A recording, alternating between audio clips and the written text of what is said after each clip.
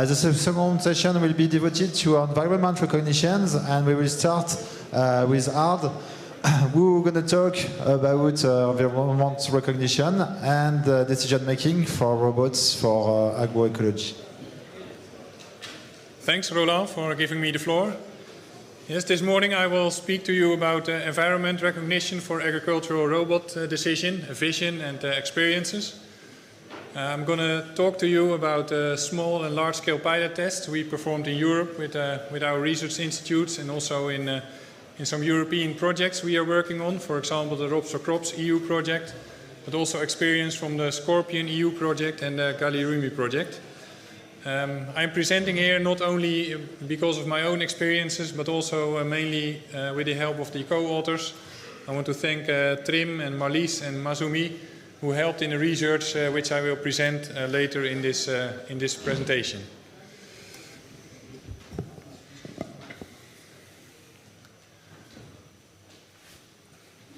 This is me in action. I did my PhD until 2004, so that is already 20 years ago that I started on weed detection in sugar beet crops. Which still is my main topic of interest, weed detection and weed control. But these days I also like to work more and more with mobile field robots and to see them in action in practice. And that's what I will be talking about today. So I mainly work on robots in controlled environments and open fields, but there's a lot of similarities and discrepancies between them. And we work in the paradigm from simple to complex operations to learn, improve, share and apply knowledge between humans and also between humans and robots. So I think that it's not only needed to learn robots how to behave, but I think that how we learn robots to behave is that we can learn a lot from how humans do the work.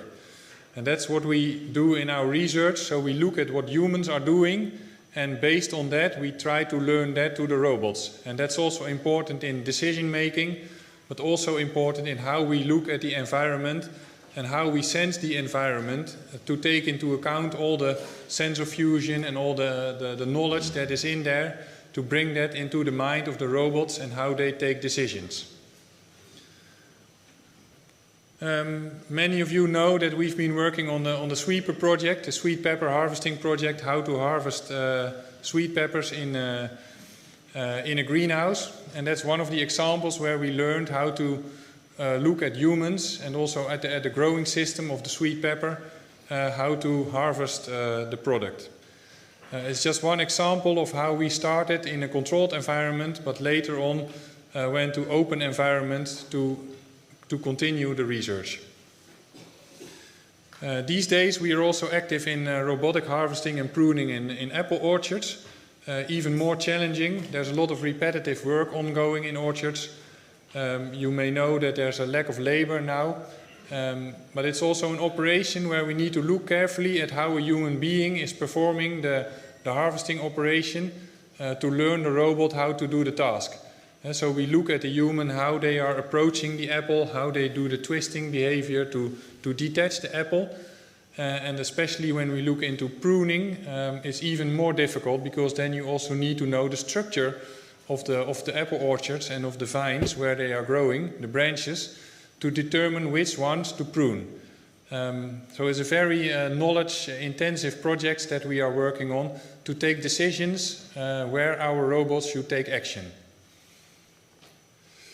Now a complete different topic, it's the open field robotics.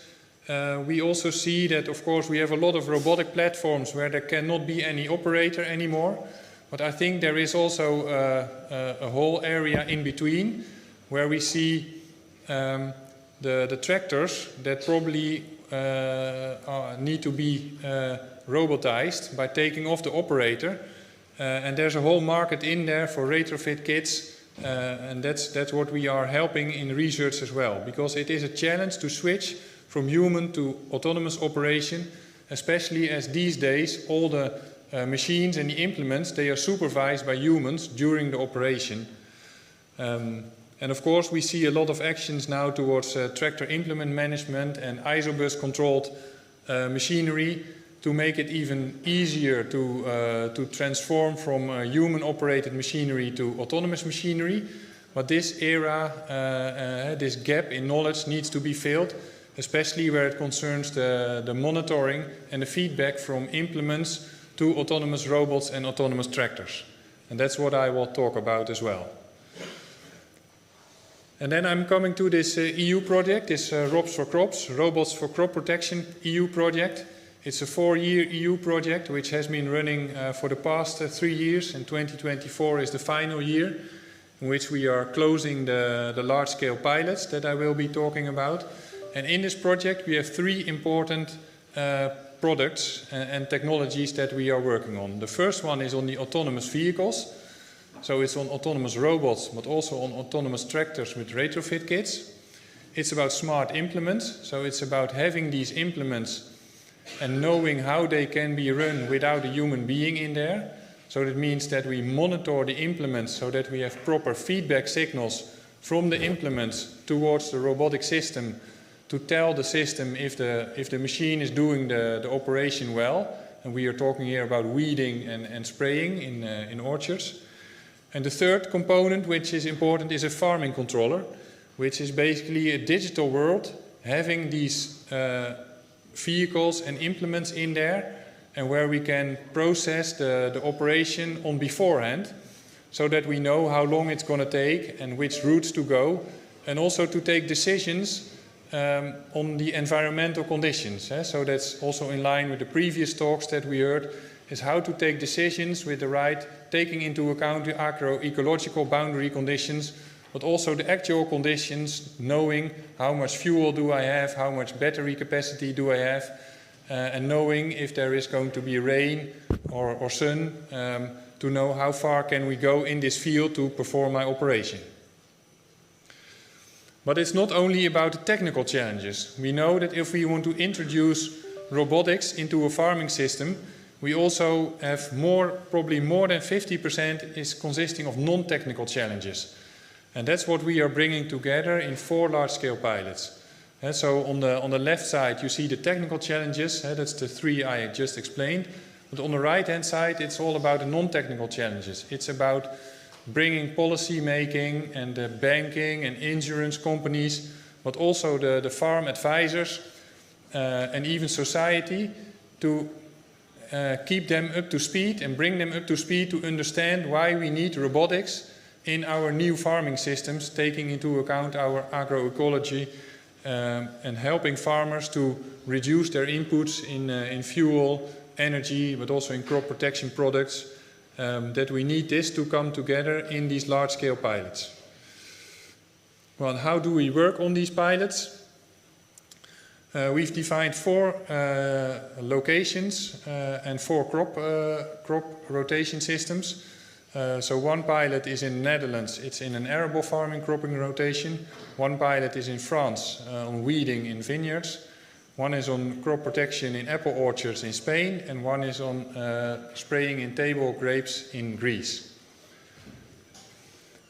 Here I explain the technologies that we're using. So in France we're working on mechanical weeding in vineyards. We do that together with our partner Terena, using agriculture, Pelenc, robotics now, having a mechanical weeder behind it, and we've implemented sensors on the weeder as the research aspect in here, helping the weeder manufacturer to provide feedback signals to the robotic system.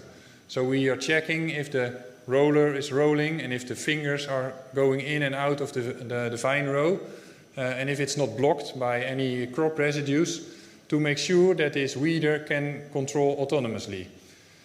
On the right hand side you see the mechanical weeding in arable farming in the Netherlands. So there we work together with Agrointelli with their robotic machine, and we use a mechanical weeder having camera systems looking on the front of the robot to see what is the crop that is going into the machine, and having a camera at the back of the machine checking if the crop is not damaged, if the weeder is not blocked by having too much crop residue in there, to ensure that the machines can truly run autonomously. Because often what we see these days is that we just put a robot to work, but we do not have the proper feedback signals from the implements to run the machine autonomously. And then we have the other two pilots in Greece and Spain, where we work on spraying. And here you see some typical challenges that we have. For example, in Spain we have all the hail nets out there, which means reduced GNSS reception. So we work here with a LiDAR and SLAM-based approach to provide pseudo-GNSS signals to the robot system. Because we work with a modular software framework, we need GNSS input to also know where we are, also in our farm management system.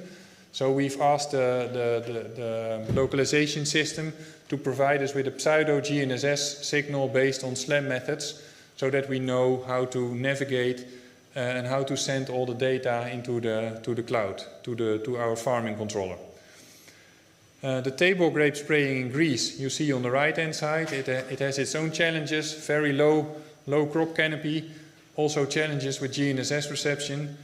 And the main challenges here is how do we measure correctly the crop conditions so that we can reduce the spray volume to only spray where necessary and not apply crop protection products where it's not needed. And here the main challenge is to get the operator out so that we reduce bystander and an operator exposure to the crop protection products. And then the third element in here is the orchestration of the farming system. So this is basically a whole digital twin approach, where we have in the cloud, we have these 4 pilot regions, we have them digitally available, the fields where they are operating, but also the robots in there and the implements. And we can now orchestrate, so we can help the farmer to choose which is the plants, which fields to spray or to weed today and tomorrow and the day after. And we do that based on energy use, task-based approach. We can even have multiple robots in there and even a human-operated tractor, so that we can smartly orchestrate which fields to be done by the robot and which fields to be done by the farmer. Also based on the conditions of the field, because if there is fields with very narrow headlands, you know that a robot will get in trouble to do the headland turns over there. It may be more suitable to send a human driver over there, and then at the same time he can refill the sprayer of the robotic operation. That's all what is done in this farming controller, in this digital twin, where we have also a web interface to show the farmer what is the best operation to do tomorrow or the day after. Well, to help also others in this research area, we are also trying to open source and help others with the APIs that we've used and that we've developed in this project. So there is a lot of communication ongoing from our smart implements to the robots, but also to the farming controller, to the digital twin. And we are open sourcing our APIs, so how we send our information between robots and implements and the digital twin, so that others can also start using this. So there's very simple parts in there where it concerns CAN bus messages from tractor implement management towards ROS2 interfaces. And especially for localization and navigation, we've got a simplified package now in here, because we saw that it was sometimes quite difficult to get the ROS and ROS2 packages up and running, where you have a very simple robot and you only have RTK GNSS information. And this package is now open sourced and available and will be one of the building blocks to help you run your own, ROPS for crops, a paradigm software framework in your own institute or in your own research project. It's important to know that it's based on an action server. It has all the capacities to follow AB lines, headland detection, integration with ISOBus is in progress. And it has a fully simulated environment with WeBots, but also other simulation environments will be there in the coming year, in this final year of the ROPS for Crops project. I have a small movie of it. I hope that they can start it from above so that we can show a little bit how it's working. Can you show my movie? I think this is a movie. Yes, here it starts. So it's just to show you that it's based on Ubuntu, showing what we have here is the pilot from the Netherlands with a robotie in there. And the fun part is that we do not only have the robots in there, but also the front and backward looking cameras in there. So we can even run the feedback loops on the implement. We can fully simulate it, showing the farmer what will happen with the robot if a malfunction in the implement is happening. So in a few seconds you will see that even the AI algorithm is running in simulation, so that we can even show to the farmers how their robotic system will behave and what will happen if a malfunction will be there in the field. So that they can also learn already how to put the system into action again if it gets blocked. Because normally, how do you know how to put a robot system again into work? What we see often is that farmers, if they first start using a robot, that they first need to hire one person to just walk behind the robot to get it up and running. And we think that we should speed up this process by helping them, showing in simulations already how the system will behave and how they can put the robot to work again. So you see here the AI in action, so the actual detection of the crop plants and the weed plants, where we can do counting of the crops and the weeds. And if there's too many crops missing, we know that the weeder is malfunctioning. Probably there's misalignment between the robot and the weeder and the crop lines. And that's how we help the farmer to understand how robotics will work in practice. Then we want to continue to the next slide. Yes, even one further. Yes, so then I want to explain a little bit more about a process where we also take decisions based on the environment we detect. So together with some colleagues, we looked into a procedure to take into account all the conditions in one of our strip cropping farms. So it was in the Netherlands. This morning we also saw some talks about strip farming. So you can imagine that in strip farming you have a strip of a cereal, a strip of a potato crop and a strip of a carrot crop. And imagine that now your robot finds an obstacle in the cereal crop and it needs to decide to circumvent the obstacle. You can decide either to go around the crop and damage some of the potato crop, or go the other way and damage some of the carrot crop. Well, my colleagues took this all into account in an algorithm so that you can take a proper decision how to circumvent obstacles in a field. And they did it based on this process that is shown here in the slides. I'm not going into the complete detail, but they even used reinforcement learning to choose the proper way how to go around obstacles in fields to make sure that we get the lowest cost and the lowest damage into strip cropping fields, taking into account agroecological conditions. So even if there were birds' nests and you need to move around them, you can also put a cost or a value on birds' nest and on the actual crop growth of a carrot crop or a potato crop or a cereal crop, deciding how to continue after you have an obstacle and you cannot proceed anymore.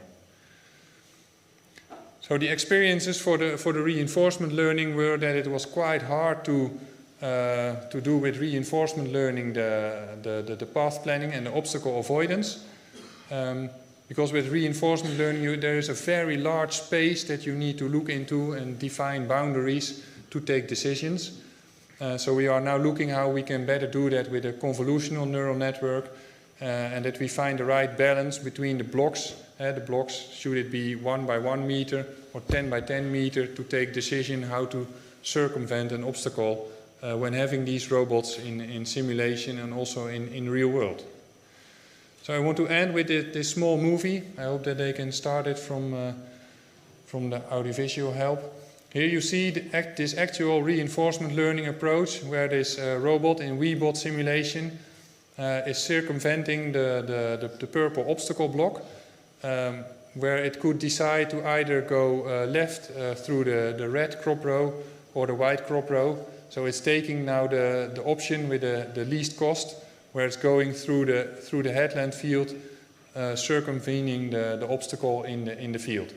And this is now the example where we show it in simulation, but we have the exact same code running on a Husky robot. I do not have a movie here, but we have been running this software already in real time on the parking lot in Wageningen. So I hope that with these presentations I've shown that really these digital worlds help in preparing farmers and also in research, and also you as a robot manufacturer, to see how we can take decisions and take environmental conditions into account in route planning and taking decisions in optimal path planning in farmers' fields. So with this I would like to end my presentation, and I'm available to answer some questions.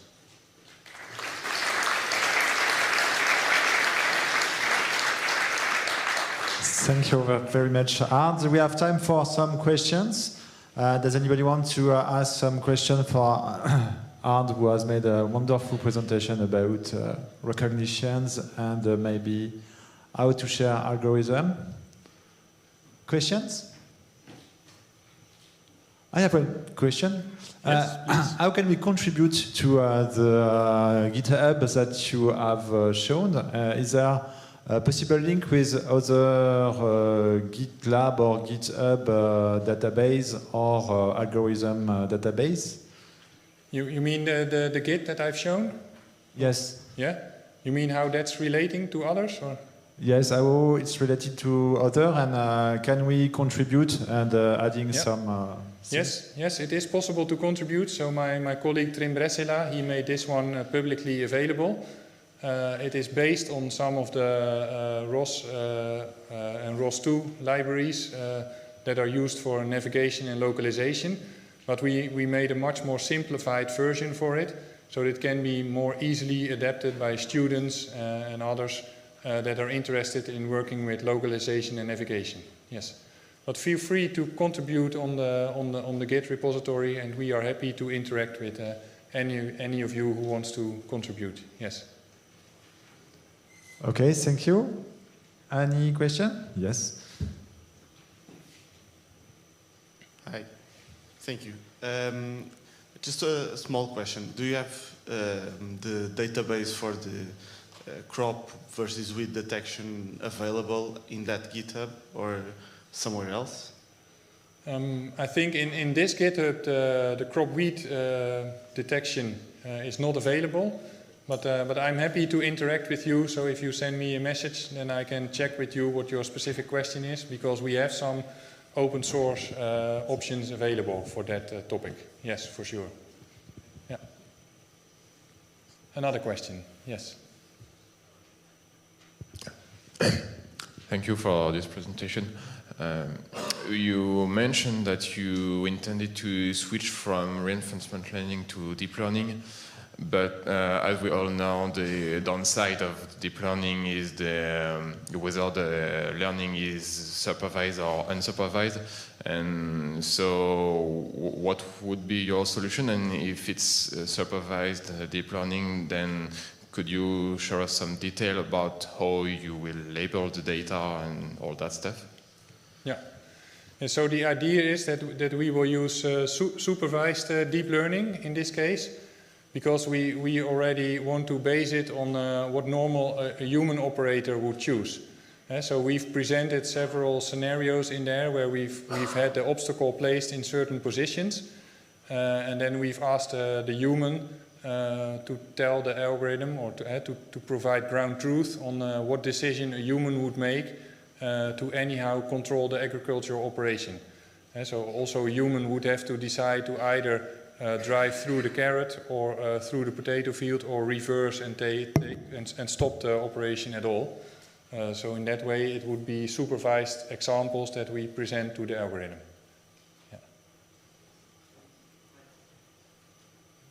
Thank you for your presentation. So I have one question regarding your visual SLAM system for localizing your robot and mapping your environment. So I was wondering if actually you don't have any loop closing detection problem and relocalization problem, because your environment in the field is really similar from one place to the other.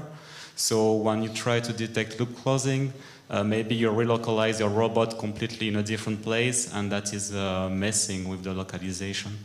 So, yeah. That's a good question. Thank you for asking that.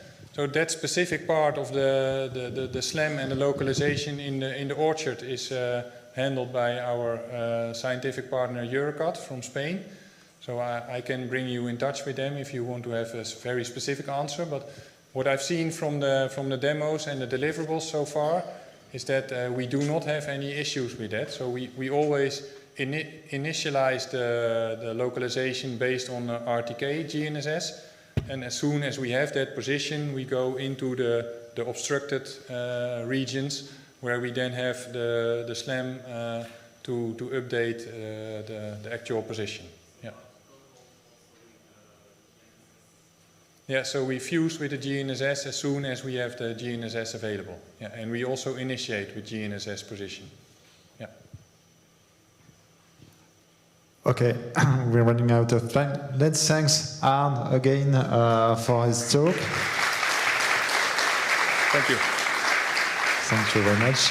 And we will switch to the next talk, which will be given by Mohamed Khan. And I'm going to talk about the vine row detection using GNSS and IMU. So we just need some few seconds in order to plug the Apple laptop. Hope we won't have some problem of compatibility, but I'm quite confident.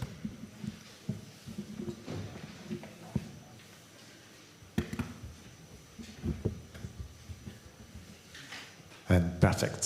So Mohamed, the floor is yours.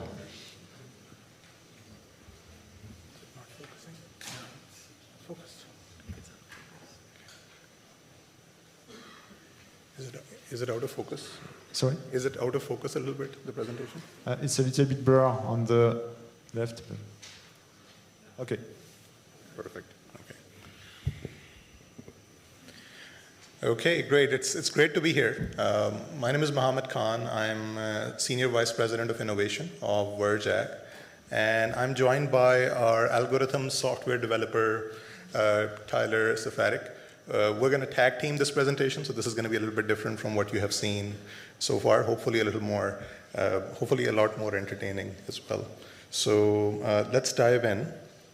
A little bit of background on Verge Ag.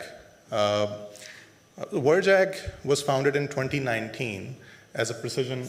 Oh, okay. So it looks like we're having some. Can we switch to the? Yeah. Okay. So Verge Ag was founded in 2019 as a precision agriculture company.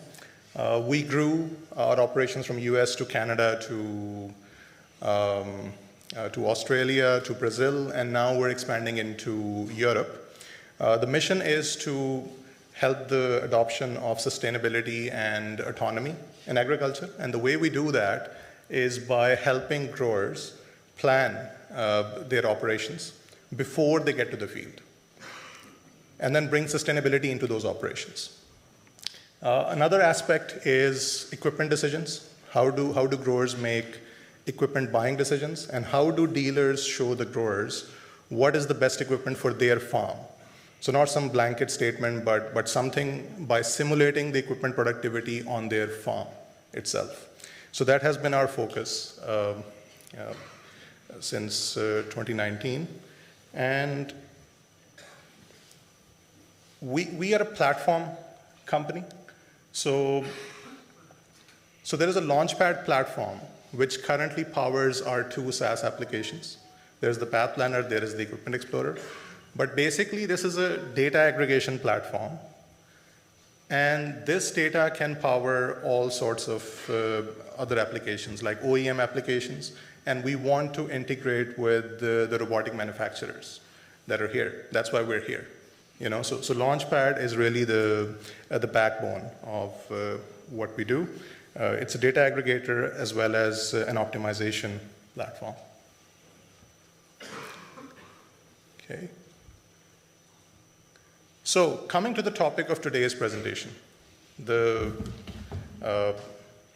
agroecological routing. Okay. So what's the idea here? The autonomous machines today can sense their environment and they can make real-time decisions. They can adjust their path, right? But that process is both costly. It makes the machines costly. It also creates a liability. It also creates regulatory issues. So there is definitely a path to full autonomy, but it has to be executed in steps. And I think that one of the key steps that we can have is take part of the mission planning out of the machine. There are several inputs to the path planning algorithms that are static. The field boundary, the topography of the field, they're not going to change drastically in the field. So before the machine can execute the autonomous operations, a level of route or path planning can be generated for it. And then the machine can use its real-time sensing to adjust if something changes in the farm in real time. So we want to take part of the mission planning out of the machine and into the software. That's the whole idea here, and we're presenting our solution of how we do that today.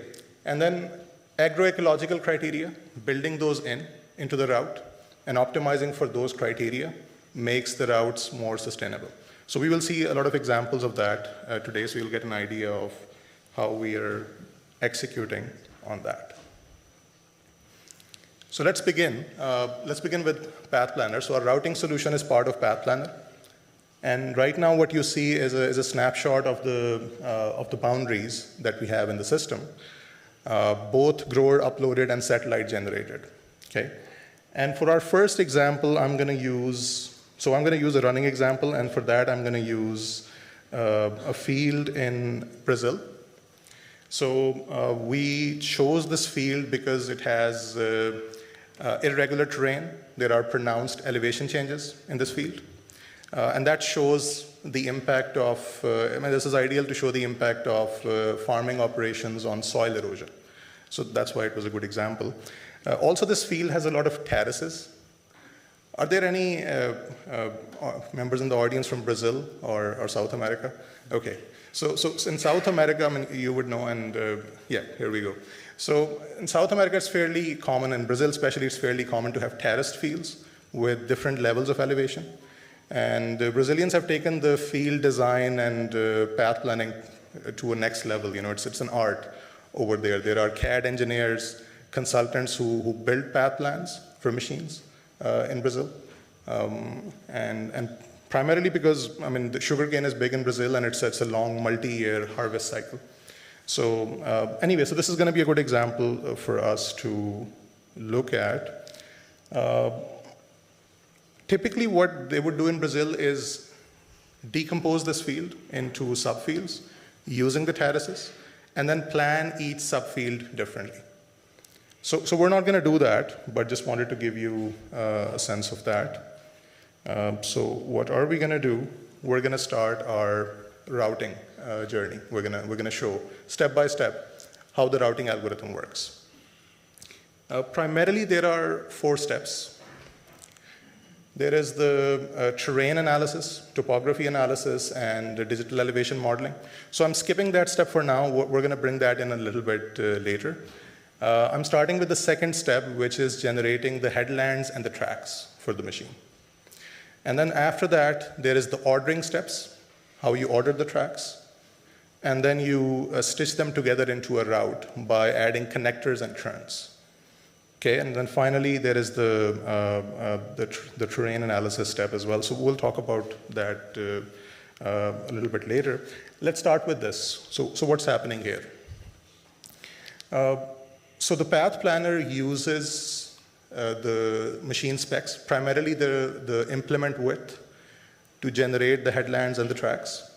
The grower or the decision maker can control whether to generate headlands, how many headlands should be generated, and what criteria to use to optimize the track generation.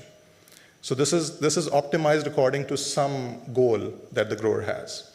The goal could be reduce operating time of the operation, and hence fuel or energy usage, and hence the carbon footprint of the operation.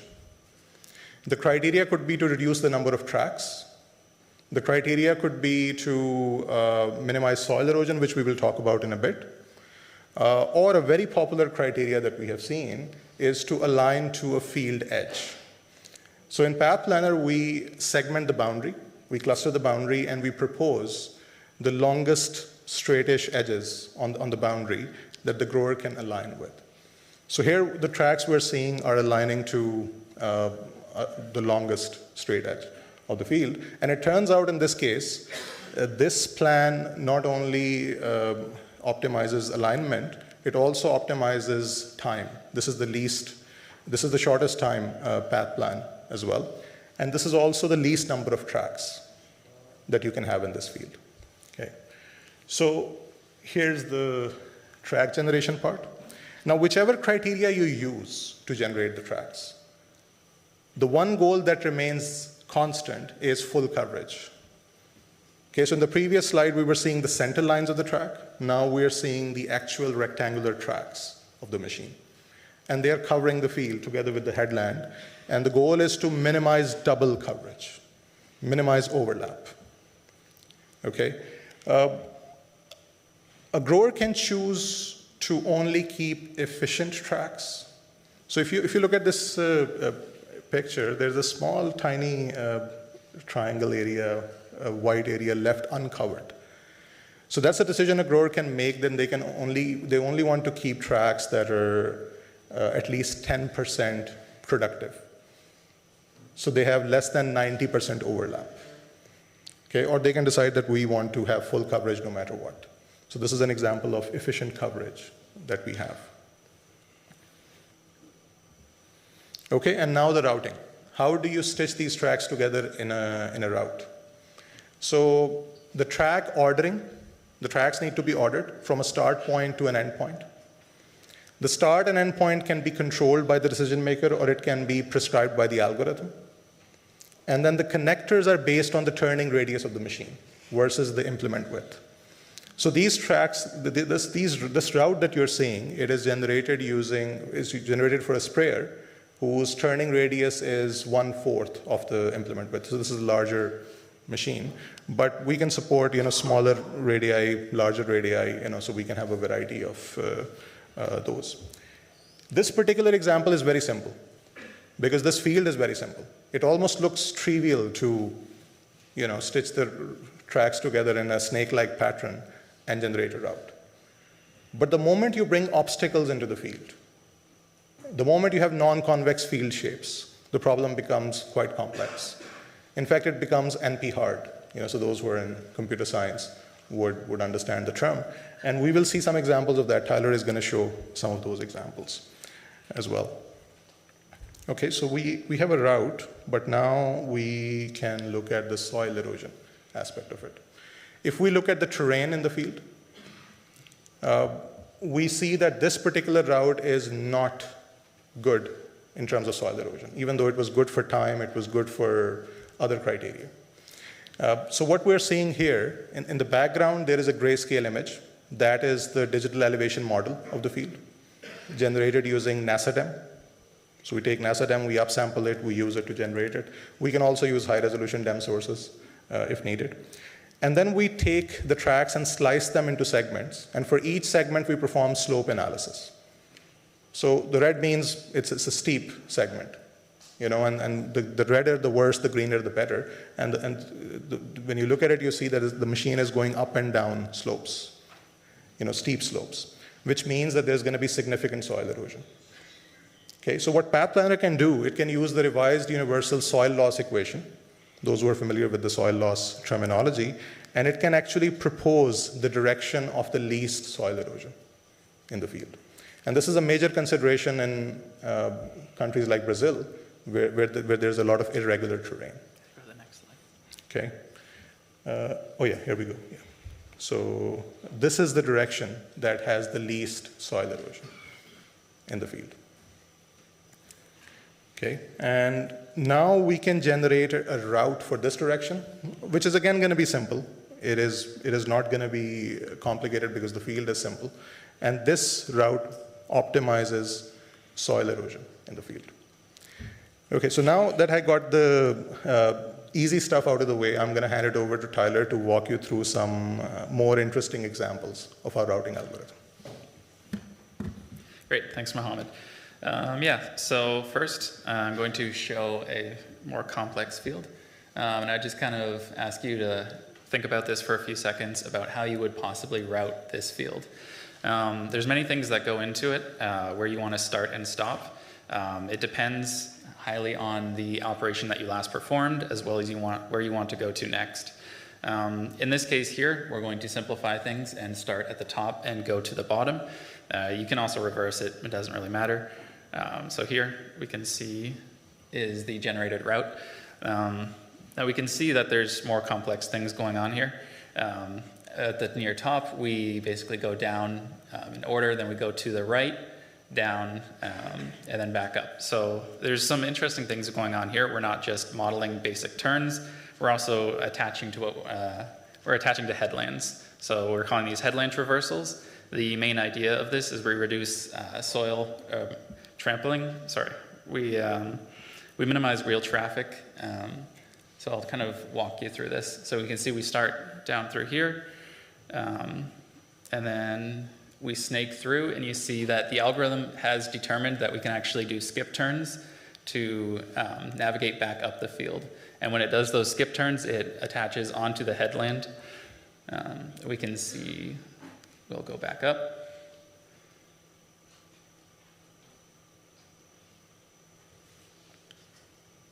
It's a little slow. And then, we attach the headland again, and we can go all the way down through. So we can see that this is a fairly non-trivial exercise to do. And our algorithm is able to support complex fields like this. We use a mixture of a heuristic-based approach and an exact solver. So in many instances, we can prove that these routes, according to how we've described them, are indeed optimal. And it's able to kind of navigate any sort of complex terrain that we can throw at it. So here's another example.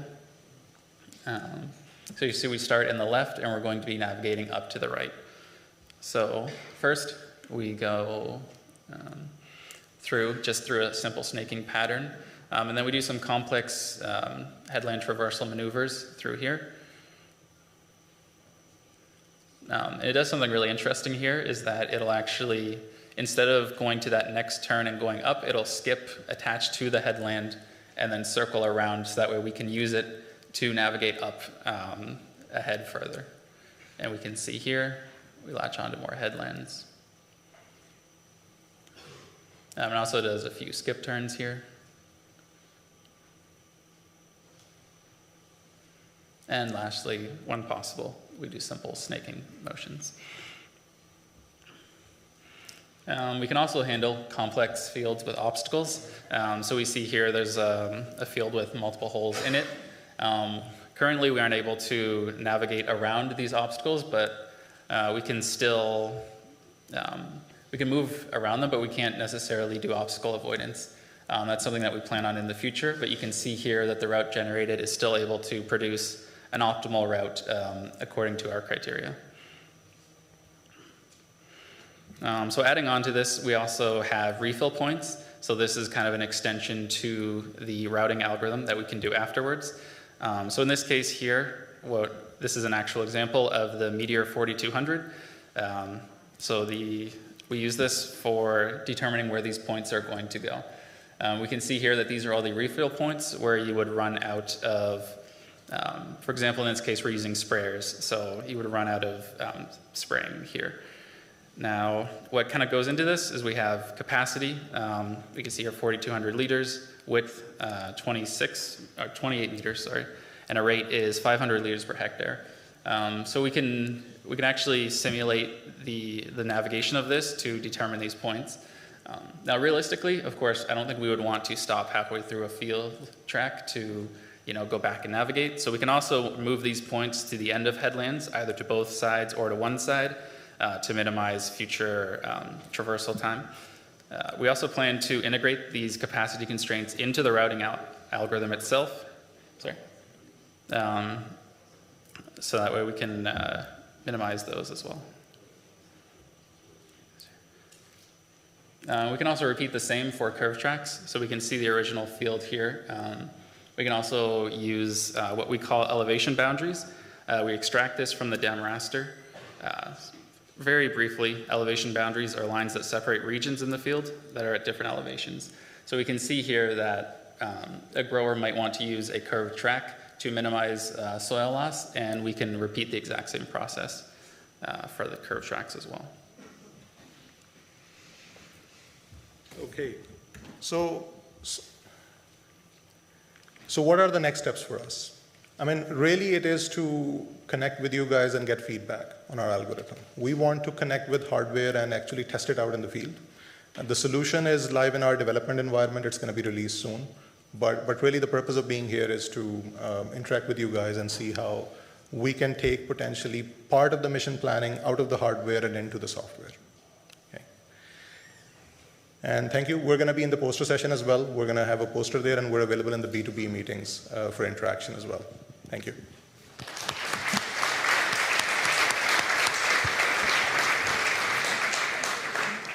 Thank you very much. Unfortunately, we will be short on time, but you will have the poster on during the lunch, and it will be possible also to see you during the 3 days.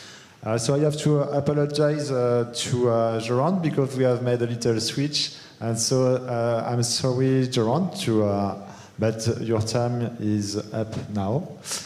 And Jorand from the University of Roma will talk about the Vineyard raw detections using GPS and IMU. And I guess that your presentation will appear in a few seconds. Yeah, thank you very much. Yeah. So let's go. Thank you, and sorry. No, it's okay. Good morning, everyone. So I'm working with the University of Roma, as Roland said, with my professor Andrea Gaspari and the New Line Lab, with also Martina Lippi and my co-supervisor Alessandro Marino. This work has been possible thanks to the team of Verge, which is the company that provides us the robot.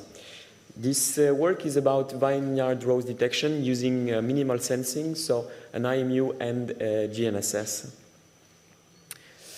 So I will start with a brief introduction, then I will present the context of the study, then show you how we collected the data, then move on to the core of the study, which is the automatic rose detection, and then I will show the validation and some results to finally conclude with our future and current work. So precision agriculture has revolutionized the agricultural sector, as we know, enhancing crop management and efficiency. It also contributes to a more sustainable agriculture, and it helps to manage and reduce herbicide use, amongst other tasks. This addresses environmental, food and safety concerns. In this study, we explored the use of an autonomous robot and cost-effective sensors for environmental recognition. The platform used, as I said, is a robot from Vineyard, which is operating in the vineyard to primarily cut the grass, and then we use it to identify plants and vine rows. The automatic rose detection is a crucial step toward efficient navigation and obstacle avoidance, which is why we started with this step. So for the context of the study, we worked in Saint-Emilion in France, in vineyards, using this robot with, is it working? Okay. This robot with very particular architecture. It's mounted on it's a four-wheel drive base with the front cutting tool. The particularity of the robot is mostly located on the rear axle, which is mounted on a pivot link and a link to universal join. So this rear axle, which is patented, is ensuring the good adherence with the ground. And also we use this rear axle for the steering. So it has two goals. it's helping to keep adherence and also steer. And by doing so, we reduce a lot of mechanism. We don't have any suspension to keep the four wheels on the ground. It's adapting to the field. And also we don't have any mechanism like for Ackermann steering. It's done by a difference of rotation on the wheels. The sensors that are on the robot are essentially for this study, the one we used were the IMU and the GNSS RTK. There are also two cameras in the front, but we chose to not use them in this study. So for the data collection, the robot was cutting the grass in the field, and when it's cutting the grass in vineyards, it's eventually colliding with vine trees. So whenever we had a collision, we were registering a peak in the IMU. And also we had an increase of the current in the motor's back electromotive force. So here we can see the robot colliding with a tree. The robots are colliding because we want them to cut the grass as close as possible to the trees, which is the area, the most important area in vineyard management. So using these two criteria on the IMU and the current of the motors of the wheels, we were able to save the data on the cloud because the robot is using a cloud-based platform to work. So we saved all the positions of the collision, and we were able to draw a map like this one where the data are sorted. We kept only the data with an accuracy under 5 centimeters for the GPS, the GNSS. So here we have a superposition of the data with the actual Google image of the field. So we can already see more or less the lines drew by the collisions, which is our task. So we want to make an automatic rows detection. So to do so, we proceed by drawing lines between each set of points in our data set. And for each lines that were we could count the number of points intersected by this line. And we augmented all the points to make sure that there are more than 2 points crossed by the line. And so we were seeking for the most intersected line. And once we had this best fitting line, we were able to get the equation of that line. And with this first line, we were able to then shift this line and again look at the number of points crossed by this line to get the optimal spacing, so to get the pattern of our field. So this is something that we had as a result. It's already giving a good intuition of the vineyard structure. To validate this approach and make sure that the rows that we measured, that we calculated are the actual one, we went into the field with a centimetric pole and we recorded the position of the rows, and we compared the slope of the rows measured and calculated by the algorithm. So we had for the measured rows 74.95 degrees, and for the algorithm 74.74 degrees, which is very close. Indeed, we can see here the blue lines are the one measured and the red lines are the one calculated by our algorithm. We also surveyed the horizontal gap. We had an horizontal gap of 7 centimeters and it's increasing over distance. So we concluded that in order to reduce this gap increasing over distance, it's better to rerun the algorithm every 10 rows to make sure to not get this gap increasing. So now for the future work, we are currently working on the kinematic analysis and modeling of the robot architecture to make a model predictive control design to navigate in the vineyard. So the robot is going along the vineyards between the trees, and on its path it's targeting weeds that could be detected using using the cameras, as we saw before with Ard, to detect the weeds. And once it detects the weeds in the field of view, the weights in the cost function of the MPC are dynamically changing to target these weeds and deviate from the path to cut the weeds that are, or high grass that are on the way.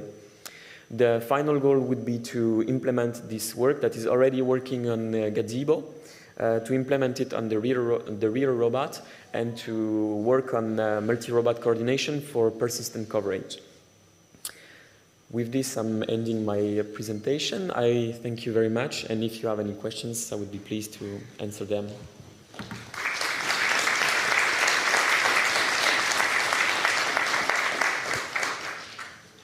Thank you very much, Jorand. We have time for maybe two short questions or one big questions. It's up to you. Who wants to ask some question to Jorand? Yeah.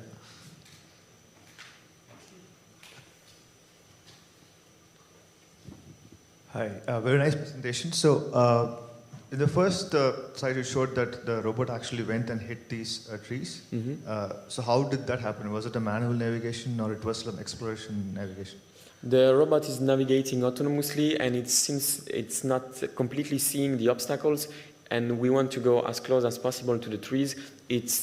We cannot avoid this, so the robots are colliding with the trees, and it's not a bug, it's a feature actually. Okay. The robot has to go close to the trees, and when it's hitting the tree, when it's touching the tree, it's maneuvering to move out of the tree. But since we want to go really close, the mechanism design of the robot is made so that it's not destroying anything on the tree, but cutting the weeds close to the tree. Okay, thank you. Yes, and another small question. Hello, I want to ask what is the practical implication of this, like when you understand the rows, because you can do it much more easily with the satellite imagery. So, like, what is like why you need this additional tool? Why do I need to detect the rows? To get better navigation, because for now the navigation is not very practical. So we want to get recognition of the rows to be able to run in a better way the MPC that is now working on Gazebo, but when we will want to implement it on the real field, we'll need to have these rows detected. So the idea is to let the robot run for a while in the vineyard, detect the rows, and then since it's using the same coordinates, using the GNSS coordinates, the robot can navigate in the field using this detection of the rows. Okay. Sorry, why you are using these two, not using like satellite imagery, which can detect it much more precisely, actually. Ah, okay. Or drone detection. I tried to use. On this data set, I tried to use off detection or satellite detection could work, but we realized that there is always a small difference between. If we want to use, for example, the Google Maps pictures, there is a slight difference, and we wanted to use the same coordinates as the one of the robot in the field. And since we had only mostly these two sensors available, we worked with this minimal sensing using what was already inside the robot. That was our constraints, yeah. Okay, thank you very much, Jorand. Let's thank Jorand again.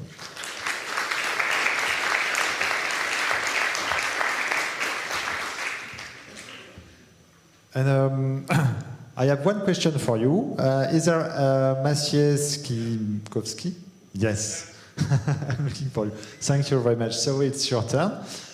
So the third speaker of the sessions will be Maciej, who we talk about advanced agriculture using human robotic system. And I suppose that the presentation is on the board. Yes, yes. Thank you very much, Mr. Chairman. So let me once again start. Thank you very much, and it is a real pleasure to participate here in this event. My name is Maciej Szymkowski. I am representative of Łukasiewicz Research Network, Poznań Institute of Technology. And today I would like to give you a short introduction to the work we've done so far with my colleague Iman Esfandiar, who has also attended this event. So please reach him if you will have also any questions. But also with my colleague Krzysztof Trusiak. And our main goal of this work was to work out the new approach to, somehow a new approach to crop and weed detection and also to mapping of the field. So what I would like to say today is that we will start with the general problem. I will shortly also then move to recent state of the art. I will try also my best to provide you some overview of the recent approaches. Then a couple of words about our approach, our idea, and of course results. And finally, last but not least, also information about our conclusions and what kind of experiments we would like to deal with in a short time. So what is the general problem? We started discussion with our colleagues, with the people from agriculture sector, and one of the points that they mentioned was related to crops and weeds, to detection of weeds. Of course, some of you will say, okay, but you have this manual or mechanical weeders, so you can simply use it. So what are you looking at and what for you are doing this?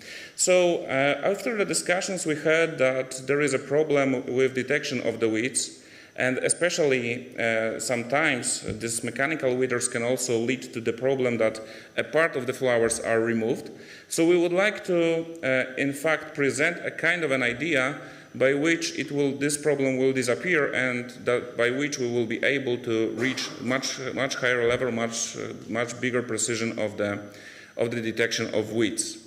So, in fact, we also collected a couple of different data sets. This is on the left, you can see one of the examples. Some of you may say, okay, but you're showing here the really simple one. What are you thinking about the different light conditions or different, for example, ground conditions? So, during Agri-Food TEF project, this is the project funded by European Commission, and this work was done within this project. We also agreed, we also cooperate with our colleagues from Germany, from one of the universities in Germany, and they also proposed an approach to generate synthetic images of different grounds, of different light conditions. So it is also what we've used in this research, and also this is the part of our work. But of course, we would like to also gain some more confidential results, and also to observe this on a real circumstances in real fields. So this is also the experiments we will deal with shortly. But on the right side you can see a typical weeder. We would like to somehow provide some new possibilities, new functionalities to such a solution. So shortly about the state of the art, well, there are plenty of different papers related to object detection, related to crops and weeds, but the point is that they are not generalized. So what I'm thinking about, this is the point that in plenty of the cases, I'm not saying about the most, because probably maybe this is the case that I didn't have a chance to see at least a couple of papers. But in fact, in part of them, we can see approaches that are dealing only with specific types of ground, specific types of light. But what we would like to gain is this generalized model, a kind of a foundation model for the agriculture, for detection of crops and weeds. And the fact is that, of course, you can say, okay, but there are plenty of object detection algorithms. For example, they can be simply used. But in a moment, I will provide you some details that this is not as easy as it may seem. So, what kind of solution we proposed? Let's start with the short information about the robot. The most important for this part, from my point of view, is information about the cameras. But of course, the point is that we will still work under our solution. This one was also worked out in a project called Polish Robot, which was funded by Łukasiewicz Research Network and also with one of the companies from Poland called Unia. But this is important that this robot is able not only to observe the field, but also we can observe how it is going. So, my previous speaker, I suppose that we can also discuss possibilities of cooperation in this field. But what is important here is that we are able to observe the field, and these two cameras are of high resolution, so the field is clearly visible also for our algorithms. And what we have done so far, just a moment before I said there are plenty of object detection models. And one of them, and really the most precise one I would say in this case, was YOLO version 8. And of course you can say, okay, so we will run it and it will detect different crops, weeds, and it will work as it expected. Not really. Because from the very beginning we tried to set up it. So we start with, we provided here a couple of experiments. The first of them was related to train it from scratch. But the results with the results we were far from happy, in fact. So we initialized it with ImageNet weights. So it then, of course, not all of the crops, not all of the weeds were selected appropriately. So what we need to do is to do a transfer learning approach where we also applied our specific database of crops, specific database of weeds.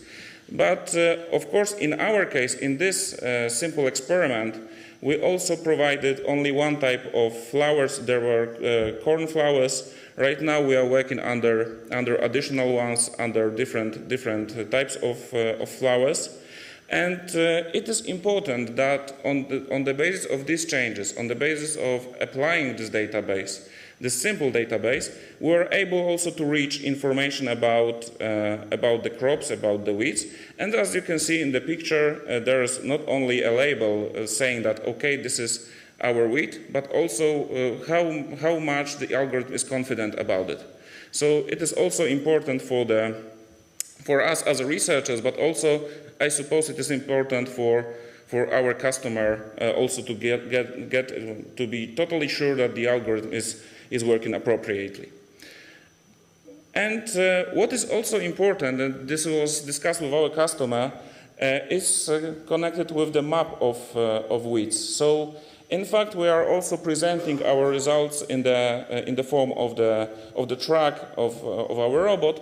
But also it is important here that we are trying to provide a specific color for the weeds, how much weeds were observable in specific areas.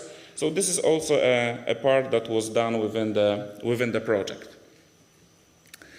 And some experimental results, as you can see, we are pretty confident when it comes to the results, to the recognition of plants and weeds, and also of the ground. And it is the same conclusion can be done when it comes to the precision recall. And as you can see, the rates are pretty high, but the final ones that we observed finally with our algorithm were around 93%. And it is also observable in the case of information when it comes to the training part and validation part. And also we can see that this, for example, loss is lowering to 0, whilst the other information like precision and recall are growing with each epoch. So it is also important from the point of artificial intelligence. And some conclusions and future work, what we would like to deal with, what we would like to gain. So as said, we have around of 93% of precision and recall. But as also mentioned during this presentation, we would like to gain much higher precision. We would like to gain the precision that will be not only in the cornfield, but also in other type of flowers. So it is important for us also to present this algorithm in the form of, I would say, somehow tiny machine learning. What I'm thinking about? Well, in this case, I am thinking about possibility of deploying the model within the embedded system that will be responsible directly in the weeder for observation of the crops and weeds. Moreover, there is one additional functionality we are working right now with our colleagues from Institute, that we need to detect the center point of the weed so that we will be also able to observe where our weeder should cut the wheat. And one more thing, I am really grateful for my co-authors of this work, Iman and Krzysztof, but I would like to also mention that this work was funded by European Commission, and I would like to invite you also to visit our webpage of AgriFood TEF, where we are also mentioning different services, different possibilities of cooperation with us. So please feel free to reach us. Also, AgriFood is a multinational project where different countries are engaged. So thank you very much for your attention. If there are any questions, I'm really happy to answer on them. Thank you very much.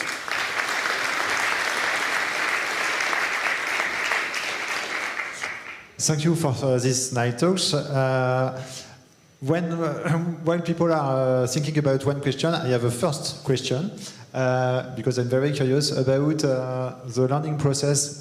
Do you have tried the database use different lighting conditions and different condition of dust and so on? Yes. In fact, they were generated synthetically. Unfortunately, they were generated in synthetic way because we applied artificial intelligence to generate them. But right now, we are also planning to grow our database, to also enlarge it with different conditions and different grounds. But yes, this is also a key point for the future experiment to work with real samples, not only the synthetic ones. But yes. Thank you very much. Thank you. There any questions? We have time for one question. If not, I am also during the conference, so please feel free to reach me and we can discuss. Okay. So thanks again. Thank you very much.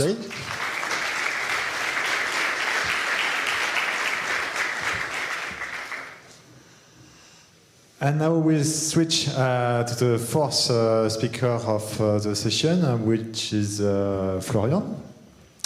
And he's going to talk about comparative study of point cloud-based row detections. So Florian, the floor is yours. Thank you. Hi everyone, I'm Florian Gaurier, study engineer at INRAE, the French Institute Research, the French Research Institute in Alimentation, Agriculture, Food and Environment. I will talk about the row detection algorithms, more specifically about a comparative study.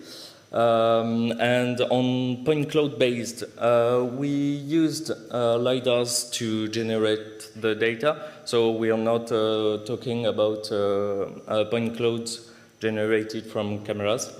And to assess the LiDAR applications, we had here three applications: 3D mapping, navigation, and spraying. So in this case, we need to identify the row. This is why we needed to have a comparative study to assess how precisely we can have these rows. How to identify them? We compared three main algorithms. So the first is a shape matching algorithm using a correlation score and that outputs the points that are corresponding to the rows to detect. Then we used an histogram algorithm. We create a 3D map, a 3D local map. Then we compute the histogram on the lateral axis of the robot, and we smooth this histogram, and we detect the peaks. From this, we generate also points. So we have only lateral information, and we use the center of the 3D map to assess the x-axis, the longitudinal axis of the points. Then we used an iterative ransack, so the same step, first a 3D map, then we used a self-constrained model as a line we try to identify the line in the point cloud. And we set the input as outliers. Firstly, we find the line. We have 6 parameters for the model, 3 of position and 3 for the orientation. And we remove the match points and we iterate so we can detect each line. And we use the position information as points for output. Then we need to compare this algorithm.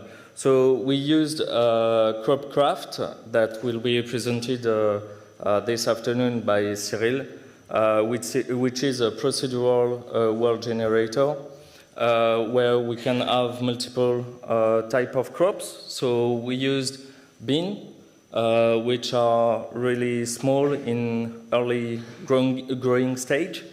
Then we used maize, which is our medium growing stage, which is about 40 centimeters. And finally, a big crop to identify the vine. And this will be presented this afternoon. So we can also set multiple parameters, such as the interrow distance that we evaluated. For example, we can set it in this example at 0.9 meters or 1.8 meters. And we can also set the interplant distance. Does it have an impact on the detection of the row? From this, we can have the ground truth. We have a flat ground, and we acquire the data. So here you can see on the left the robot in simulation, and on the right the detected points. We gather all these data in bags, and here are what we have as input to the comparative study. We associated each point, detected point to the row in red, and you can see the followed path in black of the robot. From this, we compute the distance of a point to the row, the corresponding row, and we have the results in the end. Here you have the results of the 3 algorithms for the bean. So on the x-axis you have the interrow distance, and on the y-axis you have the detection error. So you can see that we have about 0.5 centimeters, 2.5 centimeters of error at maximal. So as the bean is about 10 centimeters, we can have we have many error on the bean, but it is in a flat ground, so be careful with these results. We will have more information in the following. Then we have the results on the summer vine. So you can see that the shape matching algorithm is better at lower interrow distance. This is explained by the side rows that are overlapping on the followed row. And the overall is taken as only one row. So we have better precision because we detect multiple rows at once. And this is not what we want here. So it's completely explainable. And finally, we have for the maize, so for the shape matching, it's the same effect that is occurring. At 0.20 meters for the interrow distance, we have better precision because all the rows are merged at once, and as we the interrow grows, the precision is not better. because of this overlapping that occurs. So if you want to have more results, we have them at the poster session, so feel free to come, and thank you for your attention.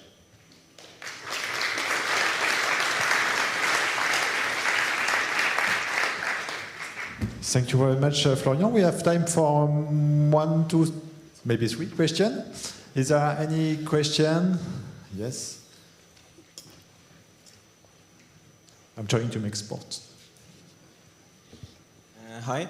What is the minimum crop height that the LiDAR-based detection can work, basically? Because I know there's a limitation. If the crop is really small, then LiDAR might not see the crop. For which algorithm? For your algorithm.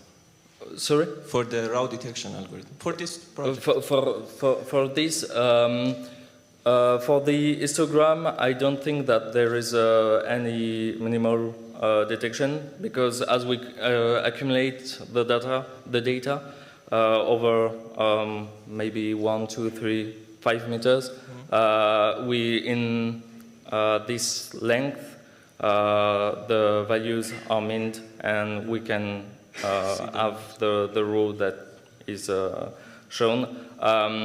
Something that I didn't talk about, we often use ground removal, and it's entirely depending on the ground removal algorithm. Here we are in simulation, so we know where is the ground, and this was the idea. But we have to have more experiments about it. Thank you. Any other question? Yeah.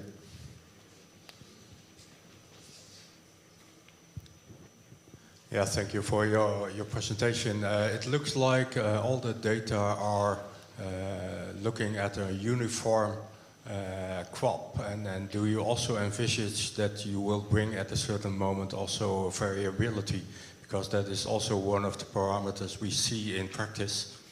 Yes, we will add more details about it, more uncertainty to it, and hopefully to publish a paper over.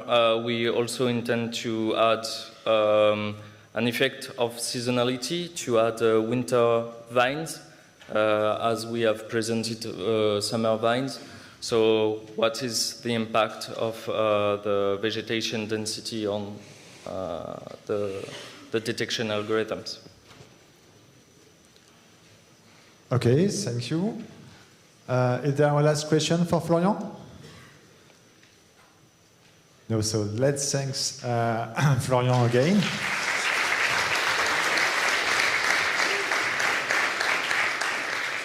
And before leaving for lunch, we have a special invitation from Mohamed Naim, who will present you a poll that will take place during the FIRA.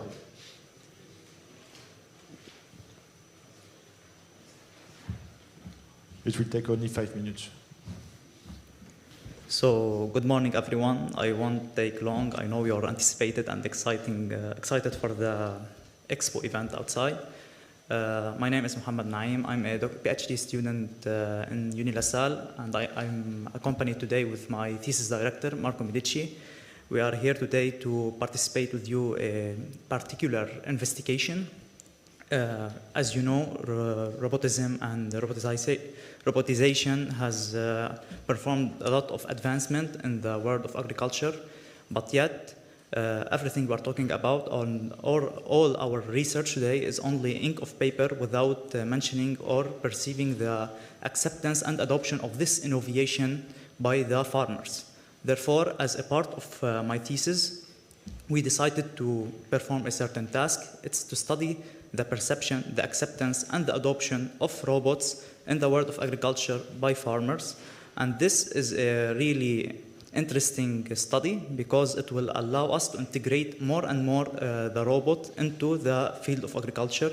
And we based our investigation, or our poll, on a well-known acceptance model. It's called the technology acceptance model. I'm sure certain of you have already heard about it or even used it.